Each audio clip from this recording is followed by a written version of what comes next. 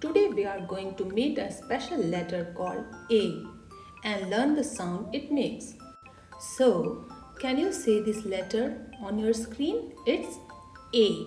Now trace this letter with your finger on the screen. Letter A. And we pronounce it as A. Its phonic sound is A. Now let's see some examples of letter A. Apple, ant, alligator, aeroplane, arrow, animals.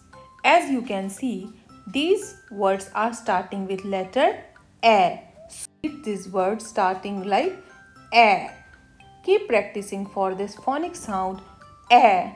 In next video, I will tell you a story related to letter sound A. Thank you. Stay connected.